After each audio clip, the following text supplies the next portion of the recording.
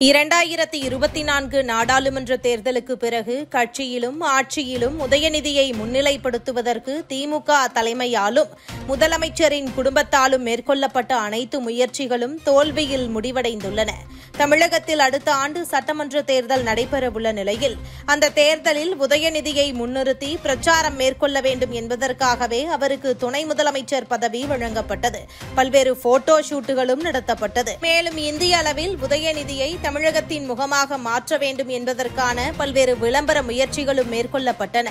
ஆனால் உதயநிதி இன்னும் நடிகராகவே வாழ்ந்து வருகிறார். ஜாலியாக இருந்த உதயநிதிக்கு அரசியல் ஆர்வமின்மையும் மெத்தனமும் திமுகவின் முகம் என்ற வாய்ப்பை தட்டி பறித்து விட்டதாக அறிவாலய உடன்பிறப்புகளே பேச ஆரம்பித்து விட்டார்கள். அன்பில் மகேஷுடன் இணைந்து உதயநிதியின் ஆட்டம் தாங்க முடியவில்லை. சினிமாவை கட்டுக்குள் வைத்துக் கொள்ள வேண்டும், அவ்வளவுதான் உதயநிதியின் ஆசை என அவரின் குடும்ப வட்டாரங்களும் பேச ஆரம்பித்துள்ளது. அதன் விளைவுதான் தற்போது திமுக தலைக்கு மேல் கத்தி தொங்கியுள்ளது. துணை முதல்வர் உதயநிதி அவர்களின் கூட்டாளிகளான ரத்தீஷும் ஆகாஷ் பாஸ்கரனும் இன்று வரை தலைமறைவாக உள்ளார்கள். இவர்கள்தான் சினிமா துறை மற்றும் டாஸ்மாகை கட்டுக்குள் வைத்திருந்தவர்கள்.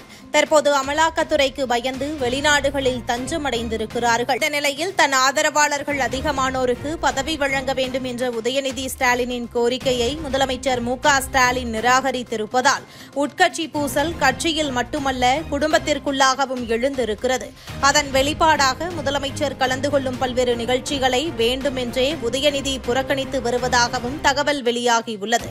ஆளுநருக்கு எதிரான வழக்கில் வெற்றி கண்டதாக கூறி முதலமைச்சருக்கு நடைபெற்ற பாராட்டு விழாவிலும் கட்சியின் மாவட்ட செயலாளர்கள் கூட்டத்திலும் உதயநிதி பங்கேற்காதது கட்சி வட்டாரத்தில் மிகப்பெரிய சலசலப்பை ஏற்படுத்தியுள்ளது.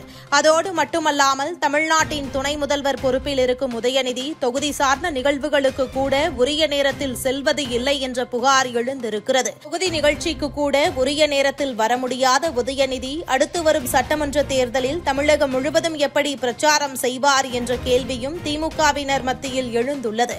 மேலும் முதலமைச்சர் தொடங்கி மூத்த அமைச்சர்கள் வரை தலைமைச் செயலகத்திற்கு வந்து அவரவர் பணிகளை செய்து வரும் நிலையில் துணை முதலமைச்சர் உதயநிதி தலைமைச் செயலகத்திற்கு வருவது இல்லை என்ற புகாரும் எழுந்திருக்கிறது.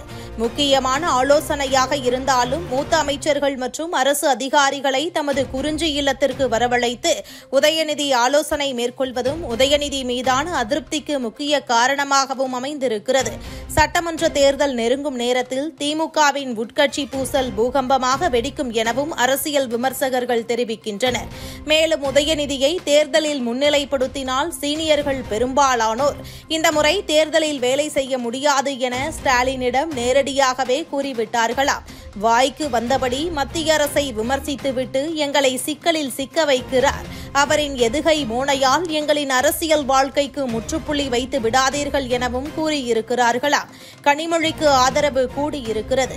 ஏனென்றால் தற்போது ஆபரேஷன் சிந்தூர் தொடர்பாக அமைத்த குழுவில் ஒரு குழுவுக்கு கனிமொழி தலைமை தாங்கியிருக்கிறார். இதனால் மத்திய அரசுடன் கனிமொழி நெருங்கிவிட்டார். அதனால் டெல்லி பிரச்சினைகளை கனிமொழியிடம் கூற ஆரம்பித்து விட்டார்கள் சீனியர்ஸ். இது ஸ்டாலினுக்கு பெரும் ஷாக்கை கொடுத்திருக்கிறது. மேலும் உதயநிதி பிரச்சினை ஒருபுறம், கனிமொழியின் வளர்ச்சி ஒருபுறம் என ஷாக்கில் உறைந்த ஸ்டாலின் டெல்லிக்கு பறந்து நானும் ஸ்ட்ராங் லீடர் என திமுகவினருக்கு காட்டியிருக்கிறார். உதயநிதி குறித்து எதுவும் பேச வேண்டாம் என கூறிவிட்டதாம் டெல்லி தரப்பு. சட்டம் தன் கடமையை செய்யும் என கூறி அனுப்பிவிட்டார்களா? இதுபோன்ற முக்கிய நிகழ்வுகள், அரசியல் தகவல்களை ஆழமாக மாறுபட்ட கோணத்திலும் அறிந்து கொள்ள மறக்காமல் உங்கள் TNS24 டிஜிட்டல் பக்கத்தை பின்பற்றிக் கொள்ளவும். உங்கள் ஒவ்வொரு ஆதரவும் இதுபோன்ற பல நிகழ்வுகளின் பின்னணியை அறிய உதவும்.